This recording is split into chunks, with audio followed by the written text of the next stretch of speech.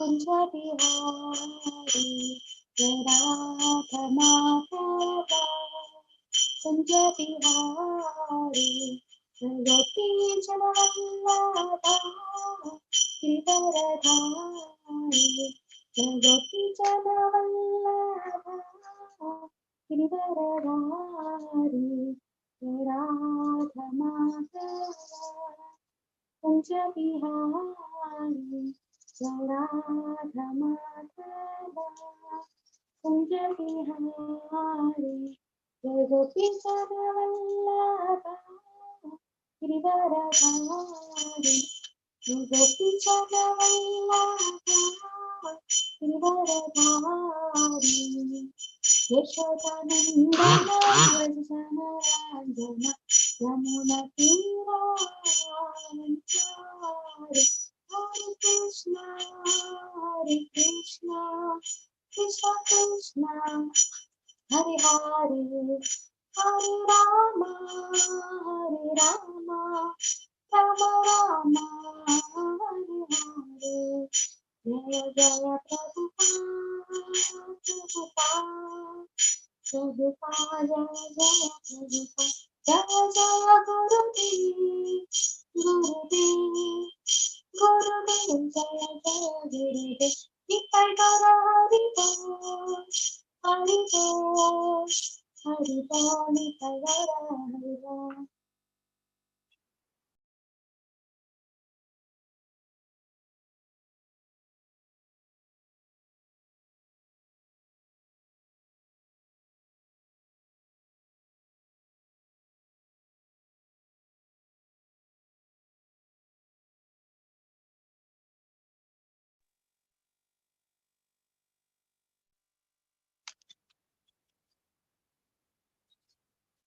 ഹരേ കൃഷ്ണ.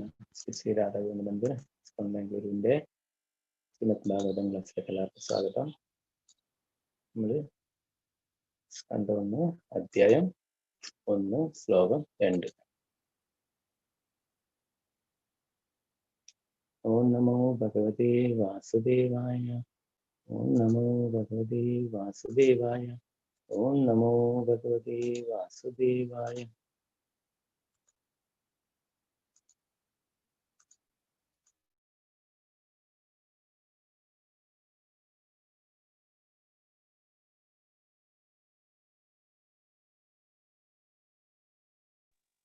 ഹരേ കൃഷ്ണ. കേൾക്കാലോ? ഹരേ കൃഷ്ണ. ഹരേ കൃഷ്ണ പ്രഭുജി. കേൾക്കാം പ്രഭുജി. ഹരേ കൃഷ്ണ.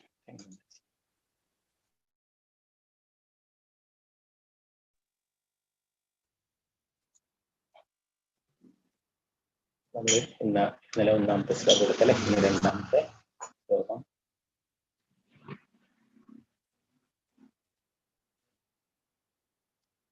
ധർമ്മപ്രോജിത കൈതവോത്ര പരമോ നിർമത്സരാണാം സദാം വേദ്യം വാസ്തവമത്ര വസ്തു ശിവദം താപത്രയോന്മൂലനം. ശ്രീമദ്ഭാഗവതേ മഹാമുനികൃതേ കിം വാ പരൈരീശ്വര സത്യോ ഹൃദ്യവരുദ്യതേത്ര കൃതിഭി ശുശ്രൂഷുഭിസ്തക്ഷണാത്. ധർമ്മപ്രോജിത കൈതവോത്ര പരമോ നിർമത്സരാണാം സദാം വേദ്യം വാസ്തവമത്ര വസ്തു ശിവദം താപത്രയോന്മൂലനം. ശ്രീമദ്ഭാഗവതേ മഹാമുനികൃതേ കിം വാം പരൈരീശ്വര സത്യോ ഹൃദ്യവരുദ്യതേത്ര കൃതിഭി ശുശ്രൂഷുഭിസ്തുഷണാത്. ധർമ്മപ്രോജിത കൈതവോത്ര പരമോ നിർമത്സരാണാം സദാം വേദ്യം വാസ്തവമത്ര വസ്തു ശിവദം താപത്രയോന്മൂലനം. ശ്രീമദ്ഭാഗവതേ മഹാമുനികൃതേ കിം വാ പരൈരീശ്വര സത്യോ ഹൃദ്യവരുദ്യതേത്ര കൃതിഭിഃ ശുശ്രൂഷുഭിസ്തക്ഷണാത്. ഹരേ കൃഷ്ണ. 3-4 പേർക്ക് ചൊല്ലാം. കൈ ഉയർത്തിക്കൊള്ളൂ. ഹരേ കൃഷ്ണ. ആർക്കൊക്കെ താല്പര്യം ചൊല്ലിക്കൊള്ളൂ. മനസ്സിലേഷൻ. ധർമ്മ പ്രോചിത കൈതവോത്ര പരമോ നിർമത്സരാണാം സതാം വേദ്യം വാസ്തവമത്ര വസ്തു ശിവധം താപത്രയോന്മൂലനം ശ്രീമദ് ഭാഗവതേ മഹാമുനികൃതേ കിം വാ പരൈരീശ്വരഃ സദ്യോ ഹൃദ്യവരുധ്യതേത്ര കൃതിഭിഃ ശുശ്രൂഷിഭിസ്തത്ക്ഷണാത്. ഹരേ കൃഷ്ണ. ചൊല്ലിക്കൊള്ളൂ. ഹരേ കൃഷ്ണ. ധർമ്മോ പ്രോജ്ജിത കൈതവോത്ര പരമോ നിർമത്സരാണാം സദാം വേദ്യം വാസ്തവമത്ര വസ്തു ശിവദം താപത്രയോന്മൂലനം ശ്രീമദ് ഭഗവതേ മഹാമുനികൃതേ കിം വാ പരൈരീശ്വരഃ സദ്യോ ഹൃദ്യവരുദ്ധിതേഭിഃ ശുശ്രൂഷുഭിസ്തത്ക്ഷണാത്. ഹരേ കൃഷ്ണ. ഹരേ കൃഷ്ണ. സുവർണ ഹരേ കൃഷ്ണ.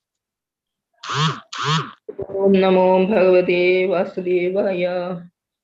ധർമ്മ പ്രോക്ഷിത കൈതവോത്ര പരമോ നിർമത്സരാണാം സതാം വേദ്യം വാസ്തവമത്ര വസ്തു ശിവദം താപത്രയോന്മൂലനം ശ്രീമദ് ഭാഗവതേ മഹാമുനികൃതേ കിം വാ പരൈരീശ്വരഃ സദ്യോ ഹൃദ്യവിരുധ്യതേത്ര കൃതിഭിഃ ശുശ്രൂഷുഭിസ്തത്ക്ഷണാത്. ഹരേ കൃഷ്ണ. ഹരേ കൃഷ്ണ. ഹരേ കൃഷ്ണ. മാതാജി ചൊല്ലു. ഹരേ കൃഷ്ണ. ഓം നമോ ഭഗവതേ വാസുദേവായ. ധർമ്മ പ്രോചിത കൈതവോത്ര പരമോ നിർമത്സരാണാം സതാം വേദ്യം വാസ്തവമത്ര വസ്തു ശിവദം താപത്രയോന്മൂലനം ശ്രീമദ് ഭാഗവതേ മഹാമുനികൃതേ കിം വാ പരൈരീശ്വരഃ സദ്യോ ഹൃദ്യവരുധ്യതേത്ര കൃതിഭിഃ ശുശ്രൂഷുഭിസ്തത്ക്ഷണാത്. ഹരേ കൃഷ്ണ. ഹരേ കൃഷ്ണ. അനിത മാതാജി ചൊല്ലു. ഹരേ കൃഷ്ണ. ധർമ്മ പ്രോചിത കൈതഗോത്ര പരമോ നിർമത്സരാണാം സദാം വേദ്യം വാസ്തവമത്ര വസ്തു ശിവദം താപത്രയോന്മൂലനം ശ്രീമദ് ഭാഗവതേ മഹാമുനികൃതേ കിം വാ പരൈരീശ്വരഃ സദ്യോ ഹൃദ്യവരുധ്യതേത്ര കൃതിഭിഃ ശുശ്രൂഷുഭിസ്തത്ക്ഷണാത്. ഹരേ കൃഷ്ണ. ഹരേ കൃഷ്ണ. പത്മകുമാരി മാതാജി. ഹരേ കൃഷ്ണ. ഹരേ കൃഷ്ണ ഗുരുജി. ധർമ്മ പ്രോത്സിത കൈതവോത്ര പരമോ നിർമത്സരാണാം സദാ വേദ്യം വാസ്തവമത്ര വസ്തു ശിവം താപത്രയോന്മൂലനം ശ്രീമദ് ഭാഗവതേ മഹാമുനികൃതേ കിം വാ പരൈരീശ്വര സദ്യോ ഹൃദ്യവരുധ്യതേത്ര കൃതിഭിഃ ശുശ്രൂഷുഭിസ്തത്ക്ഷണാത്. ഹരേ ഹരേ കൃഷ്ണ. സുധീന്ദ്രനാഥ്. ഹരേ കൃഷ്ണ. ഹരേ കൃഷ്ണ. ചൊല്ലു. ധർമ്മ പ്രോചിത കൈതവോത്ര പരമോ നിർമത്സരാണാം സതാം വേദ്യം വാസ്തവമത്ര വസ്തു ശിവതം താപത്രയോന്മൂലനം ശ്രീമദ് ഭാഗവതേ മഹാമുനികൃതേ കിം വാ പരൈരീശ്വരഃ സദ്യോ ഹൃദ്യവരുധ്യതേത്ര കൃതിഭിഃ ശുശ്രൂഷുഭിസ്തത്ക്ഷണാത്. ഹരേ കൃഷ്ണ. ഹരേ കൃഷ്ണ. അല്ലുണ്ണി മാതാജി. ഹരേ കൃഷ്ണ. ചൊല്ലു. ഹരേ കൃഷ്ണ. ധർമ്മ പ്രോചിത കൈതവോത്ര പരമോ നിർമത്സരാണാം സദാം വേദ്യം വാസ്തവമത്ര വസ്തു ശിവദം താപത്രയോന്മൂലനം ശ്രീമദ് ഭാഗവതേ മഹാമുനികൃതേ കിം വാ പരൈരീശ്വര സദ്യോ ഹൃദ്യവരുധ്യതേത്ര കൃതിഭിഃ ശുശ്രൂഷണാത്. ഹരേ കൃഷ്ണ. ശാരദ മാതാജി. ഹരേ കൃഷ്ണ.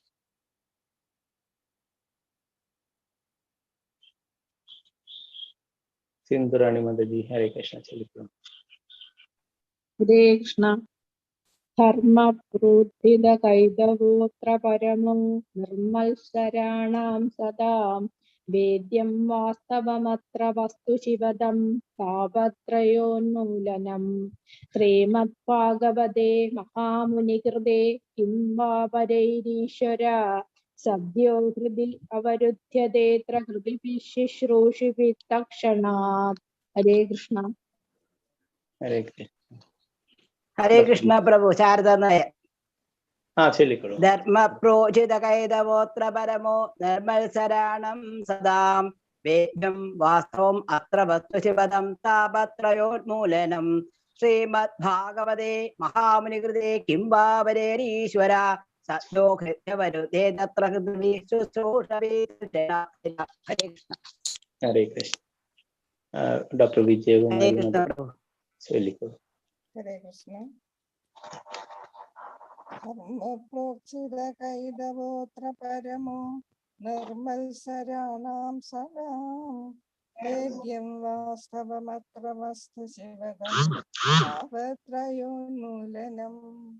ശ്രീമദ് ഭാഗവതേ മഹാമുനികൃതേ കിം വാ പരൈരീശ്വരഃ സദ്യോ ഹൃദ്യവരുധ്യതേ പ്രകൃതിഭിः ശുശ്രൂഷുഭിः തക്ഷണാത്.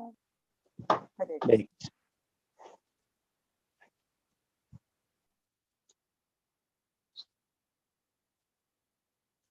ഹരേ കൃഷ്ണ. ശാരദാജി നമ്പൂതിരി മാതാജി. ഹരേ കൃഷ്ണ മാതാജി ചൊല്ലിക്കോളൂ. അൺമ്യൂട്ട് ചെയ്തു. ഹരേ കൃഷ്ണ പ്രഭുജി.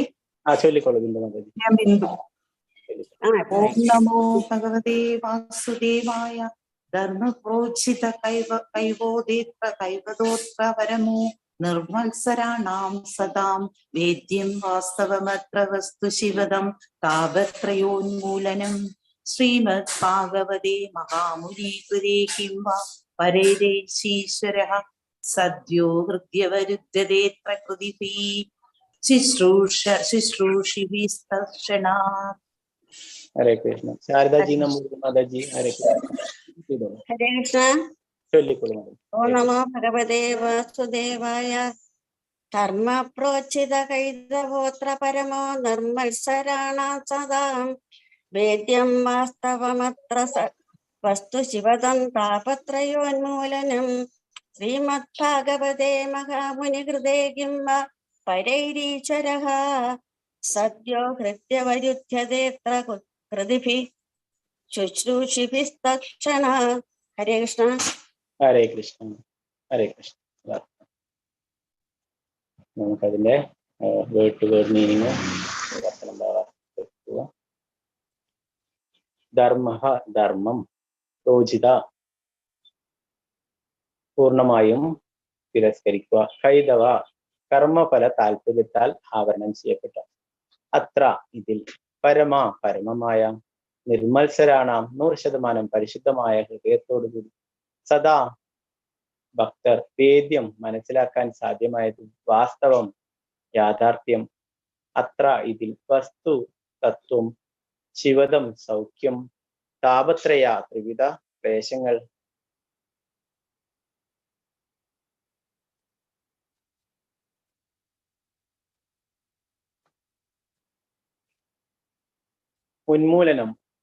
ഉന്മൂലനം ചെയ്യപ്പെടുന്നു. ശ്രീമദ് മനോഹരം ഭാഗവതേ ഭാഗവത പുരാണം മഹാമുനി വ്യാസദേവനാണ് മഹാമുനി. ഹൃദേ രചിക്കപ്പെട്ടു. കിം എന്താകുന്നു? വാ ആവശ്യം. പരൈ മറ്റുള്ളവയുടെ. ഈശ്വര ഭഗവാൻ. സദ്യ ഉടൻ. ഹൃദയത്തിൽ. അവരുദ്ധ്യതയെ സംശ്ലേഷിപ്പിക്കുന്നു. അത്ര ഇവിടെ. ഹൃദിവി ഈശ്വരഭക്തിയുള്ള മനുഷ്യരാൽ. ശുശ്രൂഷുഭി സംസ്കാരത്താൽ. തക്ഷണാത് താമസം വിന. വിവർത്തനം ഭാവാർത്ഥം എസ് ഭക്തിവേദാന്ത സ്വാമി ശ്രീല പ്രഭുപാദിക്ക് ജയ. ഭൗതിക പുരോഗതിയെ ലക്ഷ്യം വെച്ചുള്ള ധർമ്മ കർമ്മങ്ങളെ പൂർണ്ണമായി ഒഴിവാക്കി നിർമ്മല ഹൃദയരായ ഭക്തർക്ക് മനസ്സിലാക്കാൻ സാധ്യമാകുന്ന വിധം പരമസത്യത്തെ ശ്രീമദ് ഭാഗവത പുരാണം പ്രതിപാദിക്കുന്നു. ഏവരുടെയും ക്ഷേമ താല്പര്യാർത്ഥം യാഥാർത്ഥ്യത്തെ മിഥ്യയിൽ നിന്നും വേർതിരിക്കുന്ന ശ്രേഷ്ഠമായ ഉണ്മയാണ് പരമസത്യം. ആ സത്യം ജനിമൃതി നിർഭരമായ ത്രിവിധ ക്ലേശങ്ങളെയും ഉന്മൂലനം ചെയ്യും. മുനിശ്രേഷ്ഠനായ വ്യാസദേവനാൽ രചിക്കപ്പെട്ട മനോജ്ഞ ഗംഭീരമായ ഈ ഭാഗവതം ഭഗവത് സാക്ഷാത്കാരത്തിന് ഉതകും വിധം സ്വയം പര്യാപ്തമാണ്. ആകയാൽ മറ്റൊരു ധർമ്മശാസ്ത്രത്തിന്റെ ആവശ്യമെന്താണ്? ഭാഗവത മഹാത്മ്യത്താൽ സവിനയത്തോടെ സശ്രദ്ധമായി ഭാഗവത സന്ദേശം ശ്രവിക്കുന്ന ഒരാളുടെ മനസ്സിൽ തൽക്ഷണം ഭഗവാൻ വാസമുറപ്പിക്കുന്നു.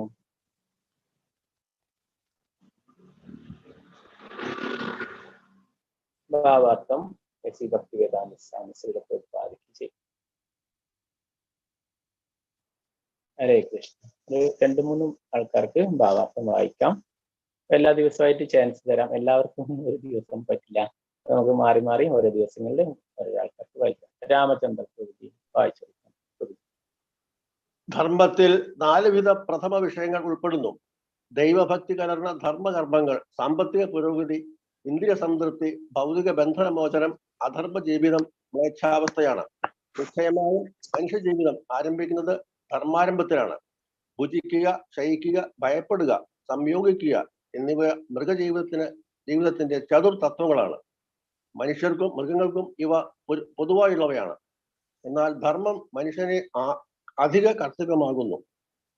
ധർമ്മരഹിതമായ മനുഷ്യജീവിതം മൃഗജീവിതത്തെക്കാൾ മേന്മയുള്ളതല്ല.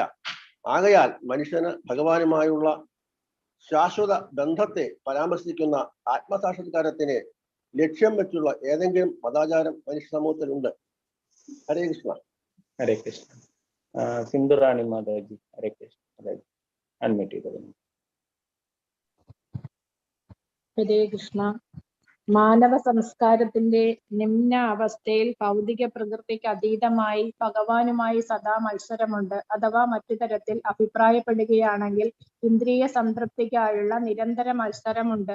അത്തരം അവബോധത്താൽ നയിക്കപ്പെടുന്നതാകിയാൽ മനുഷ്യൻ ധർമ്മത്തിലേക്ക് തിരിഞ്ഞു. അങ്ങനെ ഭൗതിക ലാഭത്തിനായി ധർമ്മകർമ്മങ്ങൾ അഥവാ ദൈവഭക്തിയുള്ള പ്രവർത്തനങ്ങൾ അവൻ നിർവഹിക്കുന്നു. എന്നാൽ മറ്റേതെങ്കിലും വിധത്തിൽ അത്തരം ഭൗതിക ലാഭങ്ങൾ പ്രാപ്തമാക്കാൻ സാധ്യമെങ്കിൽ മതാചാരങ്ങളെ തിരസ്കരിക്കുന്നു.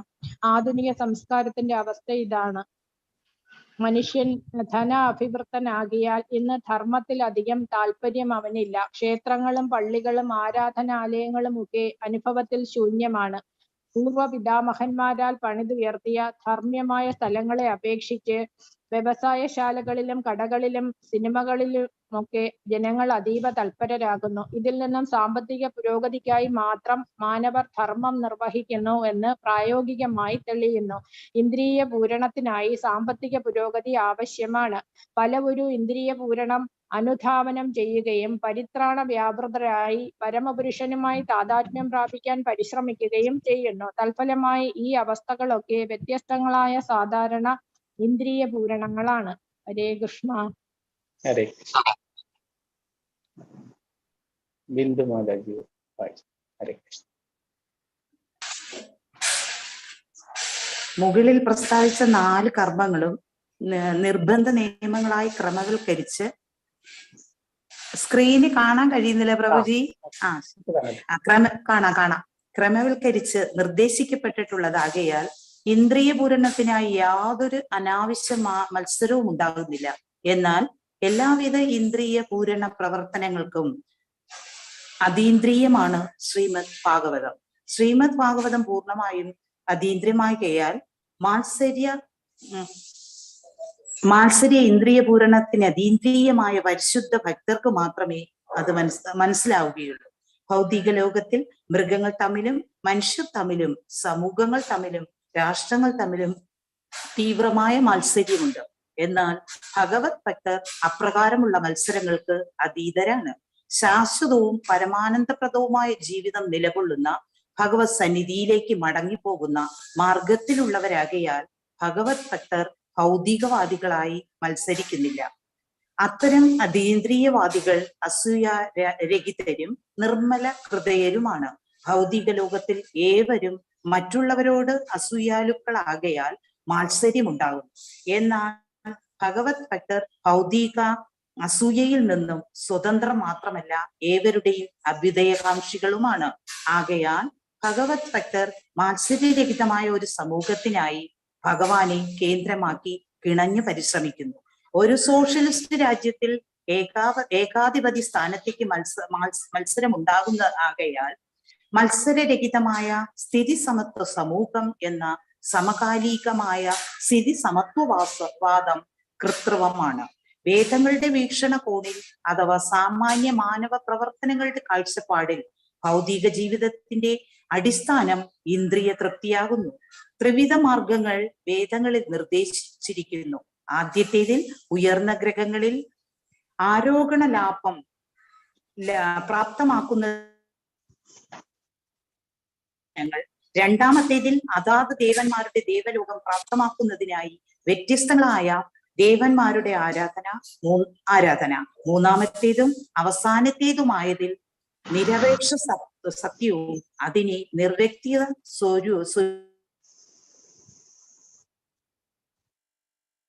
ഉൾപ്പെടുത്തുന്ന ഗുരുജി. ഹരേ കൃഷ്ണ.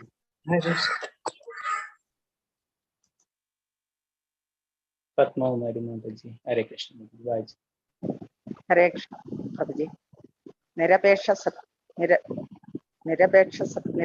സത്യത്തിന്റെ നിർവ്യക്തക രൂപം പരമാത്മാവിന്റെ സവിശേഷതയാകുന്നു. അതിനുപരിയായി നിരപേക്ഷ സത്യം അഥവാ ഭഗവാൻ എന്ന വ്യക്തി സ്വരൂപമുണ്ട്. വ്യക്തി സ്വരൂപത്തിലുള്ള നിരപേക്ഷ സത്യത്തിന്റെ വൃത്താന്തമാണ് ശ്രീമദ് ഭാഗവതം പ്രദാനം ചെയ്യുന്നത്.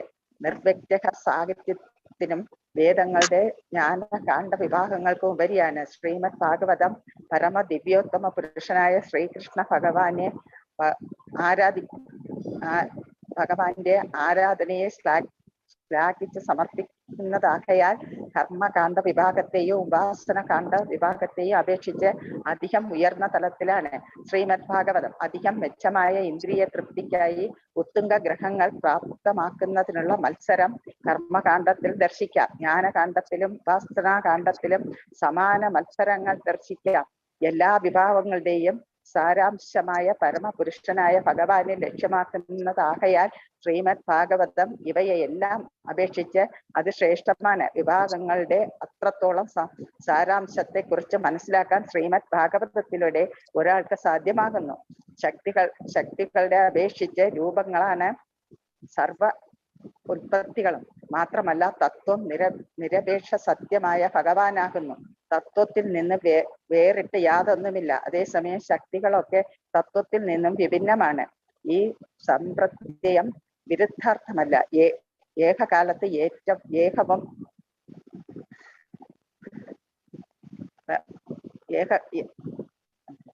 വിഭിന്നമാണ്. ഏകകാലത്ത് ഏകവും ഭിന്നവുമായ വേദാന്ത സൂത്ര ദർശനം ജന്മാദ്യസ്യ എന്നാരംഭിക്കുന്ന സൂത്രത്തെ ശ്രീമദ് ഭാഗവതം സ്ഫുടമായി പ്രഖ്യാപനം ചെയ്യുന്നു. ഹരേ കൃഷ്ണ. ഹരേ കൃഷ്ണ. സുവർണ്ണ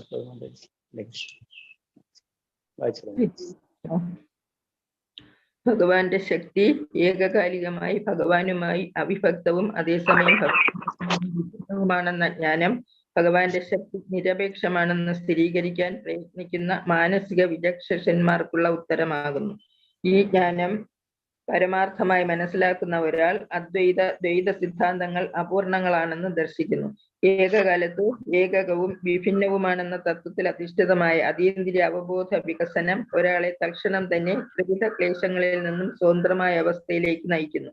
ശരീരം, മനസ്സ് എന്നിവ മുഖാന്തിരം ആവിർഭവിക്കുന്ന ക്ലേശങ്ങൾ, മറ്റ് ജീവസത്തുകളാൽ ഏൽപ്പിക്കപ്പെടുന്ന പീഡന ക്ലേശങ്ങൾ, നിയന്ത്രണം അസാധ്യമായ പ്രകൃതി ദുരന്തങ്ങളാൽ ഉളവാകുന്ന ക്ലേശങ്ങൾ എന്നിവയാണ് ത്രിവിധ ക്ലേശങ്ങൾ.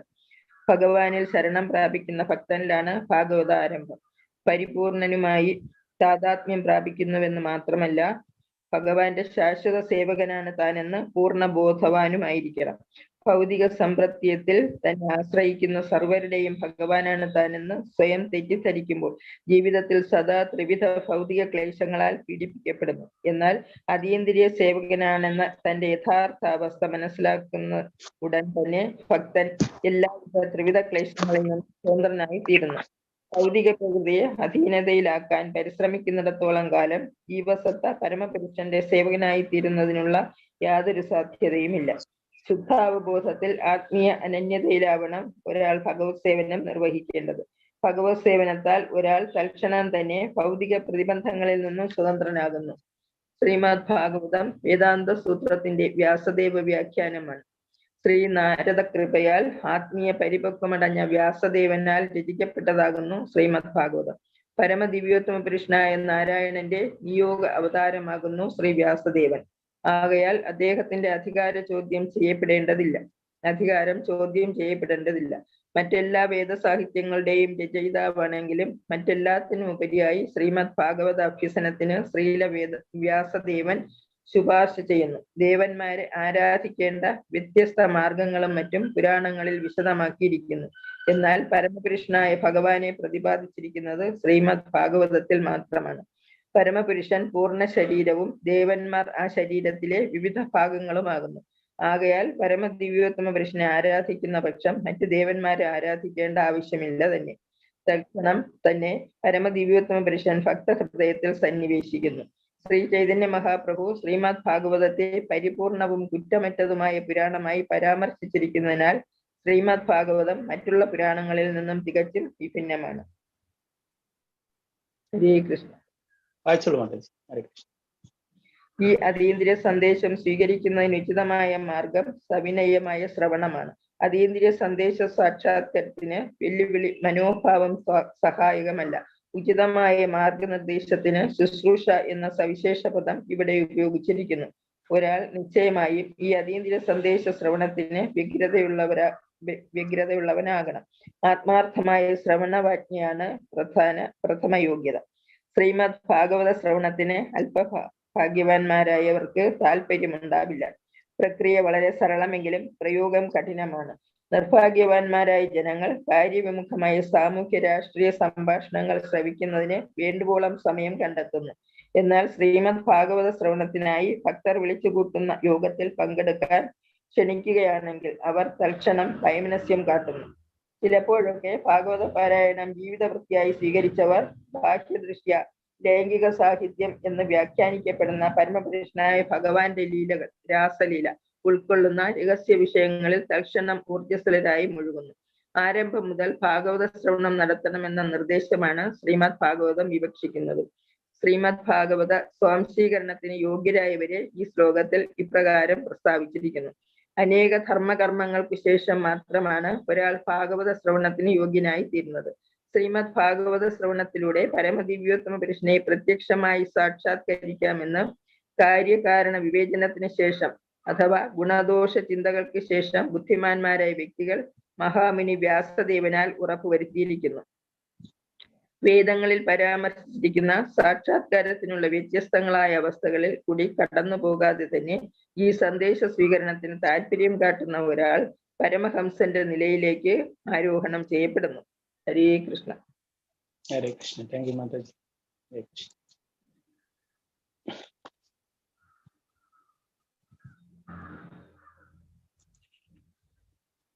നാരായണം നമസ്കൃത്യം നരം ചൈവ നരോത്തമം ദേവീം സരസ്വതീം വ്യാസം തതോ ജയമുദീരയേ. അഷ്ടപ്രായേഷ്വഭദ്രേഷു നിത്യം ഭഗവതി ഉത്തമ ശ്ലോകേ ഭക്തിർഭവതി നൈഷ്ഠികേ. മൂകം കർമാചാലം പങ്കും ലംഘയതേ ഗിരിം യത്കൃപാതമഹം വന്ദേ ശ്രീഗുരു ദീനദാരിണം പരമാനന്ദമാധവം ശ്രീചൈതന്യേശ്വരം.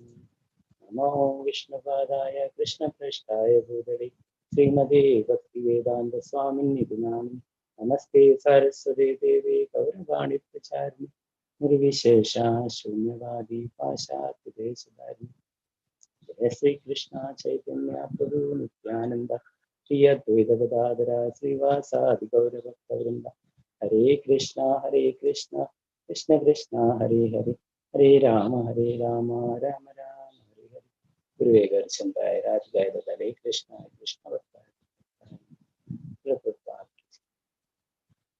ഹരേ കൃഷ്ണ. ഇവിടെ ധർമ്മത്തെ കുറിച്ചാണ് പറയുന്നത് അല്ലെ. ധർമ്മം നമ്മള് ശ്രീമദ് ഭഗവത്ഗീതയിലൊക്കെ പഠിച്ചു അല്ലെ. ഭഗവാൻ രാജവിദ്യ രാജഗുഹ്യോഗമൊക്കെ നമ്മൾ പഠിച്ചു ഭഗവാൻ ഉപദേശിക്കുന്നു അല്ലെ. ഭഗവാൻ പറയുന്നത് അല്ലെ, പ്രത്യക്ഷാപകമം കർമ്മ്യം സുസുഖം കർത്തുമൊക്കെ. ഇത് എന്താണ് ആത്മസാക്ഷാത്കാരത്തിന്റെ പരിപൂർണതയാണ്. ഭക്തിയുടെ സേവനങ്ങൾ, ഭഗവാന്റെ സേവനങ്ങൾ ചെയ്യുക എന്ന് പറയുന്നത് സുസുഖം കർത്തുമൊക്കെ, നമുക്ക് സുഖമായിട്ടും സന്തോഷത്തോടെയൊക്കെ ചെയ്യാൻ പറ്റുന്നതാണ് അല്ലെ. അതാണ് ഇവിടെ പറയുന്നത് അല്ലെ, ധർമ്മത്തെ കുറിച്ചിട്ട്. ഇപ്പോ നമ്മൾ ഭഗവത്ഗീത പഠിച്ചു അല്ലെ, നമ്മൾ എന്താണ് മനുഷ്യന്റെ മൃഗങ്ങളിൽ നിന്നും നമുക്ക് മനുഷ്യർക്കുള്ള പ്രത്യേകത എന്താണ്, നമുക്ക് ഭഗവാനെ കുറിച്ച് മനസ്സിലാക്കാനുള്ള ബുദ്ധി ഉണ്ട് അല്ലെ. അപ്പോ അത് നമ്മൾ ശരിയായ രീതിയിൽ ഉപയോഗിക്കണം അല്ലെ, അല്ലെങ്കിൽ നമ്മളും മൃഗങ്ങളും തമ്മിൽ യാതൊരു വ്യത്യാസമില്ല അല്ലെ. അതിനെക്കുറിച്ച് ശ്രീമദ് ഭാഗവതത്തിൽ തന്നെ ഇനി നമ്മൾ പഠിക്കും. അതിന്റെ പറയുന്നു, സവൈ പുംസാം പരോധർമ്മോ യഥോ ഭക്തി ദോഷജേ അഹേതുകേ അപ്രതിഹത യാത്മാ സുപ്രസീദതി. സർവാതിശായിയായ ഭഗവത് ഭക്തി സേവന പ്രാപ്തിയാണ് സമസ്ത മനുഷ്യരാശിയുടെയും പരമധർമ്മം. അത്തരം ഭക്തിയുത സേവനം നിശ്ചയമായും അഹേതുകവും നിർവിഘ്നവും ആത്മാവിനെ പൂർണ്ണമായും സംതൃപ്തമാക്കുന്നതും ആയിരിക്കണം അല്ലെ. നമ്മുടെ യഥാർത്ഥ ധർമ്മം എന്ന് പറയുന്നത് ഭഗവാന്റെ സേവനങ്ങൾ ചെയ്യാണ് അല്ലെ. അദോഷിതൻ ആ ഭഗവാന് സേവനങ്ങൾ ചെയ്യാണ്. നമ്മളൊക്കെ പഠിച്ചു, നമ്മൾ ഭഗവാന്റെ അംശമാണ് അല്ലെ. നമ്മള് ആ ഭഗവാന്റെ സേവനങ്ങൾ ചെയ്യണം അല്ലെ. അതാണ് യഥാർത്ഥമായിട്ട് ഉള്ള ധർമ്മം അല്ലെ. അല്ലെങ്കിൽ എന്താണ് പറയുന്നത്, മൃഗങ്ങളും നമ്മളും തമ്മിലുള്ള വ്യത്യാസം. മൃഗങ്ങളും 4 കാര്യങ്ങൾ ചെയ്യുന്നുണ്ട് അല്ലെ. ആഹാരം, നിദ്ര, ഭയം, മൈഥുനം അല്ലെ. അപ്പൊ അത് നമ്മൾ മനുഷ്യർ ചെയ്യുന്നതൊക്കെ മൃഗങ്ങളും ചെയ്യുന്നുണ്ട് അല്ലെ. അപ്പൊ മൃഗങ്ങളിൽ നിന്ന് വ്യത്യാസമായിട്ടുള്ളത് എന്താണ്, അതിനെ കുറിച്ചിട്ട് പറയുന്നു. ആഹാരം, നിദ്ര, ഭയമൈഥുനം സാമാന്യേതാത് പശുഭിന്നരാണ ധർമ്മേ മഹീതേഷോ അധികോ വിശേഷോ ധർമ്മേന ഹീന പശുവിൻ സമാന. നമുക്ക് ഉള്ളത് എന്താണ്, ആ ധർമ്മത്തെ കുറിച്ചിട്ട്, പരമമായിട്ടുള്ള ധർമ്മത്തെ കുറിച്ചിട്ട്, പരമസത്യത്തെ കുറിച്ച് മനസ്സിലാക്കാനുള്ള ബുദ്ധി നമുക്കുണ്ട് അല്ലെ. അത് ശരിയായ രീതിയിൽ ഉപയോഗിക്കുന്നില്ലെങ്കിൽ എന്താണ്, നമ്മളും മൃഗങ്ങളും തമ്മിൽ യാതൊരു വ്യത്യാസമില്ല അല്ലെ. അപ്പോ നമ്മള് ആഹാരം കഴിക്കുന്നു, മൃഗങ്ങളും ആഹാരം കഴിക്കുന്നു അല്ലെ. നമ്മൾ ഉറങ്ങുന്നു, മൃഗങ്ങളും ഉറങ്ങുന്നു അല്ലെ. അപ്പൊ അവിടെ സാഹചര്യങ്ങൾ വ്യത്യാസമുണ്ടാവും അല്ലെ. നമ്മൾ നല്ല റൂമിലൊക്കെ ഉറങ്ങുന്നുണ്ടാവും, അത് സുഖമായിട്ട്. അവിടെ മൃഗങ്ങൾക്ക് അവരുടേതായിട്ടുള്ള സ്ഥലത്തിൽ അവര് ഉറങ്ങുന്നു അല്ലെ. അപ്പൊ നമ്മൾക്ക് കാണാം, നമ്മൾ പല സ്ഥലത്ത് റെന്റൊക്കെ കൊടുത്തിട്ടാണ്, വാടക വീടൊക്കെ എടുത്തിട്ട് നമ്മൾ സുഖമായിട്ട് ഉറങ്ങും അല്ലെ. എന്നാലും മൃഗങ്ങൾക്ക് അങ്ങനെ എന്തെങ്കിലും കാര്യം വേണ്ട അല്ലെ. പിന്നെ മൃഗങ്ങളും സ്വയരക്ഷ നേടുന്നുണ്ട് അല്ലെ. നമ്മള് വലിയ വലിയ കാര്യങ്ങളും സെക്യൂരിറ്റിയും അതൊക്കെ ഉണ്ടാക്കിയിട്ട് നമ്മൾ എന്താണ് എല്ലാറ്റിൽ നിന്നും സുരക്ഷ നേടാനായിട്ട്, രക്ഷ നേടാനായിട്ട് ആക്കുന്നല്ലേ. എന്നാൽ മൃഗങ്ങൾക്ക് അതൊന്നും വേണ്ട അല്ലെ. അവരുടെ പല്ലും നഖങ്ങളും അതൊക്കെ കൊണ്ട് തന്നെ അവർ പ്രതിരോധിക്കുന്നല്ലേ. നമ്മൾ എന്താണ്, നമ്മൾ വലിയ ധൈര്യശാലിയാണെന്നൊക്കെ പറയും അല്ലെ. ഒരു നായ ഓടിച്ചു കഴിഞ്ഞാല് നമ്മൾ പേടിച്ചു വിടും അല്ലെ. നമുക്ക് അത്രയേ ഉള്ളൂ എന്താണ് സ്വയം രക്ഷ എന്നൊക്കെ പറഞ്ഞു അല്ലെ. അപ്പൊ അതില് മൃഗങ്ങൾ തന്നെയാണ് കൂടുതൽ അല്ലെ. അപ്പൊ മൃഗങ്ങൾക്ക് സ്വന്തം ആ നഖങ്ങളും പല്ലുകളും ഒക്കെ കൊണ്ട് തന്നെ അവർക്ക് സ്വയം എന്താണ് സംരക്ഷിക്കാനായിട്ട്, മറ്റുള്ളവരിൽ നിന്ന് രക്ഷ നേടാനായിട്ട് സാധിക്കും. പിന്നെ സന്താനങ്ങളെയൊക്കെ ഉൽപ്പാദിപ്പിക്കുന്നത് അതാണ് മൃഗങ്ങളും ചെയ്യുന്നുണ്ട് അല്ലെ. മനുഷ്യര് എന്താണ് ഒരു പ്രസവത്തിൽ 2 or 3 ഒക്കെ കുട്ടികൾ ഉണ്ടാവും അല്ലെ. എന്നാല് പന്നികളൊക്കെ 9 ഉം 10 ഉം ഒക്കെ പ്രസവിക്കുന്നു. അപ്പൊ അതിലും മൃഗങ്ങളെ ഒന്നും തോൽപ്പിക്കാൻ പറ്റില്ല. അപ്പൊ മൃഗങ്ങളും ചെയ്യുന്നുണ്ട്, നമ്മൾ ചെയ്യുന്ന പ്രവൃത്തിയൊക്കെ മൃഗങ്ങളും ചെയ്യുന്നുണ്ട് അല്ലെ. അപ്പൊ നമുക്ക് ആ മൃഗങ്ങളിൽ നിന്നുള്ള വ്യത്യാസം എന്താണ്, നമുക്ക് ആ ഭഗവാനെ കുറിച്ച്, പരമസത്യത്തെ കുറിച്ച് മനസ്സിലാക്കാനുള്ള ബുദ്ധി തന്നിട്ടുണ്ട് അല്ലെ. അപ്പൊ അത് നമ്മൾ ശരിയായ രീതിയിൽ ഉപയോഗിക്കണം. അല്ലെങ്കിൽ ഉൽപാദകർ പറയുന്നു എന്താണ്, ആ 2 കാലും മൃഗങ്ങളാണെന്ന് പറയുന്നു. അപ്പൊ നമുക്ക് മനുഷ്യന്റെ വേഷമൊക്കെയാണ്, എന്നാല് ആ ബോധം അല്ലെ അത് മൃഗത്തിൻ്റെതാകുന്നു. നമ്മൾ ആ രീതിയിലാണ് പ്രവർത്തിക്കുന്നത്, ധർമ്മം പാലിക്കുന്നില്ലെങ്കിൽ. പിന്നീട് ഇവിടെ ത്രിവിധ ക്ലേശങ്ങളെ കുറിച്ചിട്ട് പറയുന്നത് എല്ലാവർക്കും ഉണ്ട്. എല്ലാവർക്കും ഈ പ്രശ്നങ്ങൾ എല്ലാവരെയും പൊതുവായിട്ട് ബാധിക്കുന്നതാണ്. എന്താണ്, 3 തരത്തിലുള്ള ഭൗതിക ക്ലേശങ്ങൾ. ആധ്യാത്മിക, നമ്മുടെ ശരീരവും മനസ്സും കൊണ്ടുണ്ടാകുന്ന വിഷമങ്ങൾ അല്ലെ, അത് ആധ്യാത്മിക. പിന്നെ ആദി ഭൗതിക, മറ്റുള്ള ജീവജാലങ്ങളിൽ നിന്നുണ്ടാവുന്ന അല്ലെ. എന്താണ്, ആ ചെറിയ കൊതുക് മുതൽ അല്ലെ, ഇപ്പൊ എന്താണ് കൊറോണ വൈറസ് വരെ, അതൊക്കെ മറ്റ് ജീവികളിൽ നിന്നുണ്ടാകുന്ന വിഷമങ്ങളാണ് നമുക്ക് അല്ലെ. ആദി ഭൗതിക്, പിന്നീട് ആദി ദൈവിക്, എന്താണ് മഹാമായ, എന്താണ് കൊടുങ്കാറ്റ്, സുനാമി അല്ലെ, അങ്ങനെയുള്ള പ്രളയം, ഇതൊക്കെ ആദി ദൈവികാണ്. അപ്പോ ഇങ്ങനെയുള്ള 3 ക്ലേശങ്ങൾ, അപ്പോ അത് എല്ലാവരെയും ബാധിക്കുന്നതാണ് അല്ലെ. ആർക്കും എനിക്കൊരു പ്രശ്നമില്ല എന്ന് പറയുന്നുണ്ടെങ്കിൽ അത് സത്യമല്ല. ഈ പ്രശ്നങ്ങളിൽ ഏതെങ്കിലും, ഈ 3 വിധത്തിലുള്ള പ്രശ്നങ്ങളിൽ ഏതെങ്കിലും ഒന്ന് നമ്മൾ തീർച്ചയായിട്ടും അനുഭവിക്കുന്നുണ്ട്. അപ്പോ അതുപോലെ തന്നെ ജന്മ മൃത്യു ജരാവ്യാധി അല്ലെ, നമ്മൾ പഠിച്ചു. നമ്മുടെ യഥാർത്ഥ പ്രശ്നം നേരത്തെ പറഞ്ഞിട്ടുള്ള ആഹാരം, നിദ്ര, ഭയം, മൈഥുനം എന്നുള്ളതല്ല അല്ലെ.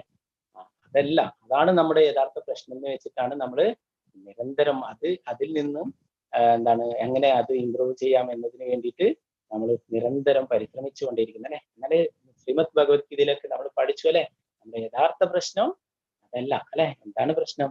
ജന്മ മൃത്യു ജരാവ്യാധി അല്ലെ. അപ്പോ അതിൽ നിന്നാണ് നമ്മൾ യഥാർത്ഥ മോചനം നേടേണ്ടത് അല്ലെ. അതിനു വേണ്ടിയിട്ടാണ് ഇവിടെ ആ ധർമ്മം, ശരിയായ ധർമ്മം അല്ലെ, ഭഗവാന്റെ ഭക്തിയുടെ സേവനം അത് ചെയ്യാനായിട്ട് നമ്മോട് നിർദ്ദേശിക്കുന്നു അല്ലെ. ശ്രീമദ് ഭാഗവതം അത് എല്ലാത്തിന്റെയും സാരമാണെന്ന് പറയുന്നത് അല്ലെ. എല്ലാ വേദങ്ങളും ഉപനിഷത്തുക്കളും എല്ലാം എഴുതിയിട്ടും വ്യാസദേവന് പൂർണ്ണ സംതൃപ്തി ഉണ്ടായില്ല അല്ലെ.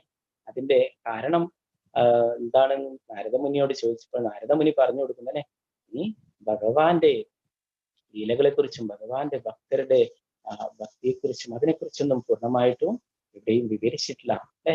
അതുകൊണ്ടാണ് അസംതൃപ്തി ഉണ്ടാകുന്നത്. അതുകൊണ്ട് ഭഗവാനെ കുറിച്ചും ഭഗവാന്റെ ഭക്തന്മാരെ കുറിച്ചും വർണ്ണിക്കാനായിട്ട് പറയുന്നത് അല്ലെ. അത് പ്രകാരമാണ് ശ്രീമദ് ഭാഗവതം വ്യാസദേവനെ കിട്ടില്ല അല്ലെ. ചൈതന്യ മഹാപ്രഭു പറയുന്നത് വേദാന്ത സൂത്രത്തിന്റെ ഒക്കെ സാരമാണ് അല്ലെ, അതിന്റെ വിവരണമാണ് ഈ ശ്രീമദ് ഭാഗവതം എന്ന് പറയുന്നത് അല്ലെ. നമ്മൾ ഇന്നലെ പഠിച്ചു, അത് സാക്ഷാൽ ഭഗവാൻ തന്നെയാണ് അല്ലെ. അപ്പോ ആ ധർമ്മം, നമ്മൾ ഭഗവാന്റെ ഭക്തി സേവനങ്ങൾ, നമ്മൾ ഭഗവാന്റെ അംശമാണ്, നമ്മൾ ഭഗവത്ഗീതയിലൊക്കെ പഠിച്ചു അല്ലെ. അത് എന്താണ്? ആ ഭഗവാന്റെ ഭക്തിയുടെ സേവനങ്ങൾ ചെയ്യുകയാണ് നമ്മുടെ യഥാർത്ഥ ധർമ്മം എന്ന് പറയുന്നത്. നമ്മൾ ഭഗവത്ഗീതയിൽ പഠിച്ചു സർവധർമാൻ പരിത്യജ എന്ന് നമ്മൾ പഠിച്ചു അല്ലെ. ഇവിടെ ധർമ്മപ്രോചിത കൈതവ എന്ന് പറഞ്ഞിട്ട് തുടങ്ങുന്നു അല്ലെ. ശ്രീമദ് ഭാഗവതത്തില് ധർമ്മം നമ്മളോട് അനുഷ്ഠിക്കാൻ വേണ്ടിയിട്ട് പറയുന്നു അല്ലെ.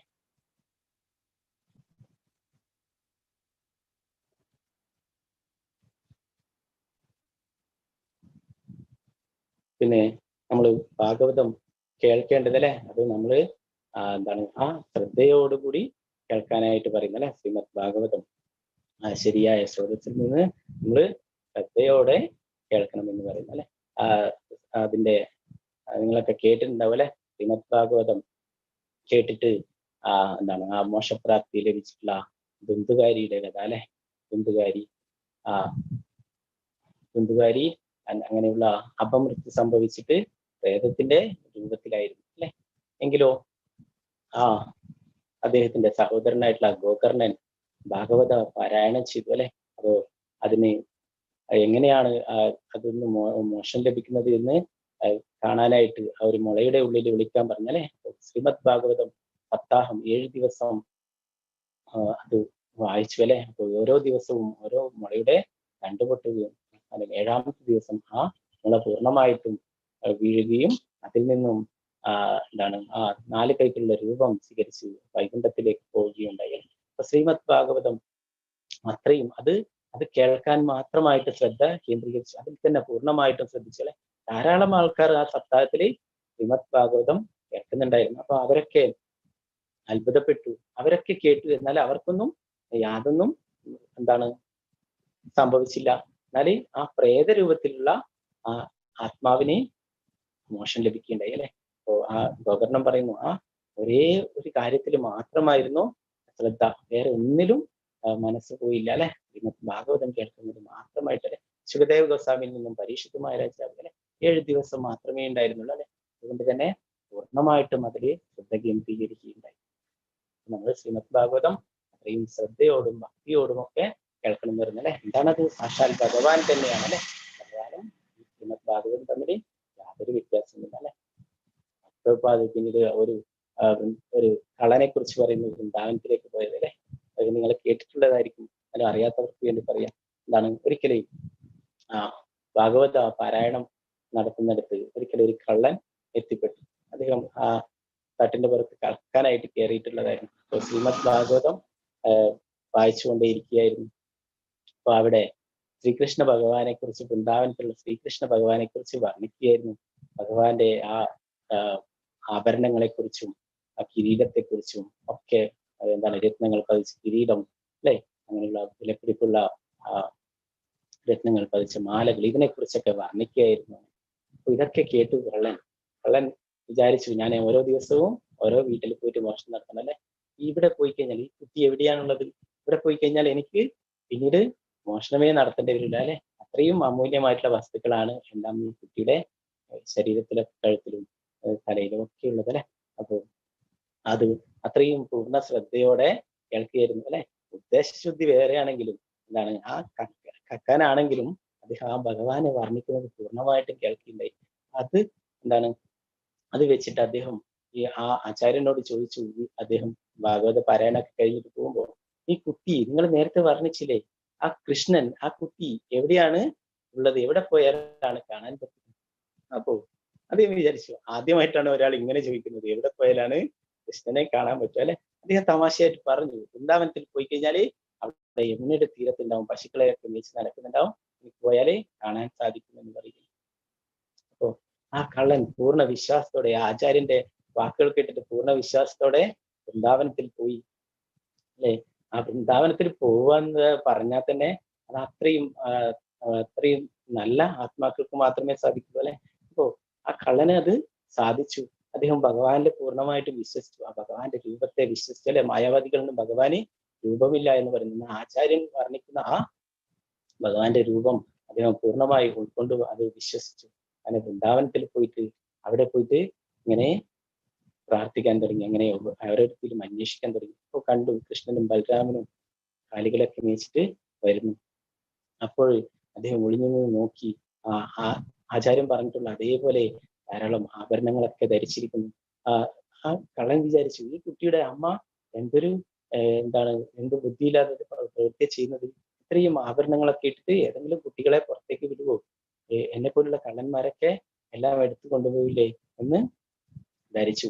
അങ്ങനെ അവിടെ പോവുകയും അതൊക്കെ കണ്ടപ്പോഴേ ആ ഭഗവാന്റെ ശരീരത്തിൽ ഒരിക്കൽ സ്പർശിച്ചു, ആ മാലകളൊക്കെ ഊരിയെടുക്കാനായിട്ട് ആ ഭഗവാന്റെ ശരീരത്തിൽ സ്പർശിച്ചപ്പോൾ തന്നെ ആ കള്ളന്റെ എല്ലാ പാപങ്ങളും എല്ലാം ഇല്ലാതായി, ഹൃദയം ശുദ്ധിയായി. പിന്നീട് അദ്ദേഹത്തിന് ഒന്നും ചോദിക്കാൻ തന്നെ സാധിച്ചില്ല. എന്നാലും ഭഗവാൻ അറിയാം അല്ലെ ഒരാളുടെ ഉദ്ദേശം. അപ്പൊ ഭഗവാൻ അതൊക്കെ അഴിച്ചിട്ട് കള്ളനെ കൊടുക്കാനായിട്ട്, കള്ളൻ പറഞ്ഞു, നിന്റെ അമ്മ വഴക്ക് പറയില്ല ഇതൊക്കെ എനിക്ക് തന്നാലേ എന്ന് ചോദിച്ചു. ഇല്ല, ഇതുപോലെ എനിക്ക് കുറെ എണ്ണം ഉണ്ട്, ഇത് നിങ്ങൾ കൊണ്ടുപോയിക്കൊള്ളു നിർത്തി കള്ളനെ ഭഗവാൻ അതൊക്കെ ഉരുട്ടി കൊടുക്കുകയുണ്ടായി. ഉണ്ണിക്കണ്ണൻ അതൊക്കെ ഒരു കൊടുക്കുകയുണ്ടായി. അദ്ദേഹം സന്തോഷത്തോടെ വീണ്ടും നാട്ടിൽ വന്നിട്ട് ആ ആചാര്യനെ കാണിച്ചു കൊടുത്തു. അങ്ങ് പറഞ്ഞില്ലേ ഇതാ ഈ മാലകളൊക്കെ അന്ന് പറഞ്ഞില്ലേ സപ്താഹത്തില്, അതൊക്കെ എനിക്ക് ലഭിച്ചു, ആ കൃഷ്ണൻ എനിക്ക് തന്നു. ആചാര്യന് വിശ്വസിക്കാൻ കഴിഞ്ഞില്ല. ആചാര്യൻ എല്ലായിടത്തും സപ്താഹം നടത്തുന്നു അല്ലെ, എല്ലാവർക്കും പറഞ്ഞു കൊടുക്കുന്നു ഭാഗവതം. എന്നാലേ ആചാര്യന് ഭഗവാനിൽ പൂർണ്ണമായിട്ടുള്ള വിശ്വാസമില്ല അല്ലെ. നമ്മൾ പഠിച്ചു പ്രതിമാനഹിത്വ സാക്ഷാൽ ബ്രജേന്ദ്രനല്ലേ.